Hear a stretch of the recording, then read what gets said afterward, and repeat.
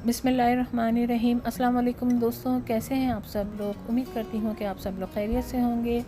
अल्लाह ताला आप तमाम देखने वालों को मुकम्मल सेहत और सलामती वाली ज़िंदगी अता फ़रमाए, आमीन।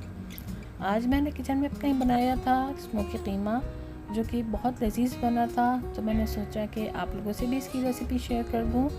ये कीमा बनाने के लिए हमें जो चीज़ें सबसे पहले चाहिए होंगी उनमें है 1 प्याली मैंने ली है तली हुई प्याज, धनिया, 2 टेबल स्पून धनिया लिया था, और 1 टेबल स्पून मैंने ज़ीरा लिया था, और 1 टेबल स्पून मैंने कुटी हुई लाल मिर्च ली थी, और 1 टीस्पून मैंने गरम मसाला लिया था पिसा हुआ। धनिया और ज़ीरे को मैंने अच्छी तरह से ड्राई रोस्ट कर लिया था तवे पर, और उसको अच्छी तरह से रोस्ट करने के बाद मैंने इसको कूट लिया था। बहुत ज़्यादा बारीक नहीं कूटना है, थोड़ा सा ये मोटा होना चाहिए, ज़्यादा पाउडर शेप में नहीं होना चाहिए। कीमा लिया था मैंने हाफ़ केजी से थोड़ा सा ज़्यादा कीमा था, और इसको मैंने सिरका और नमक डालकर अच्छी तरह से वॉश कर लिया था ताकि इसमें कोई ब्लड वगैरह नहीं रहे। और ये देखें कीमा बिल्कुल साफ़ सुथरा है, इसमें कोई ब्लड वगैरह नहीं है। तकरीबन 1 पाव दही ली थी मैंने, और दही मैंने पहले इसमें 4 टेबल स्पून डाले थे, लेकिन फिर बाद में मैंने पूरी 1 पाव दही डाल दी थी। और उसके बाद मैंने जो मसाला ड्राई रोस्ट किया हुआ था, ज़ीरा और धनिया, ये मैंने शामिल कर दिया था इसके अंदर।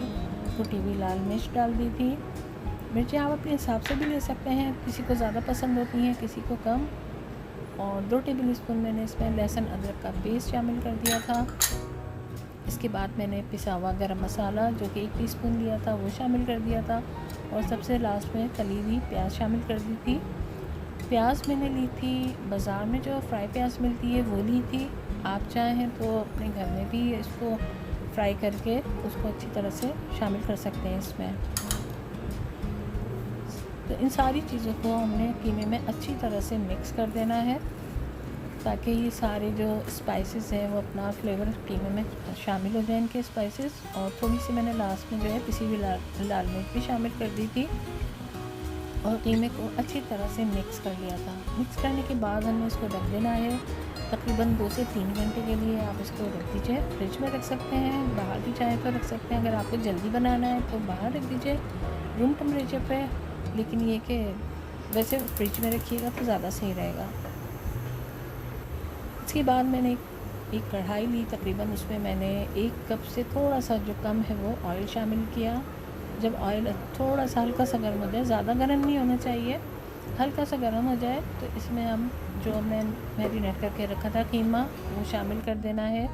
कीमा शामिल करने के बाद इसको पकने देना है तकरीबन 5 मिनट के लिए। आप इसको फ्राई कीजिए ताकि ये अच्छी तरह से मिक्स हो जाए ऑयल में।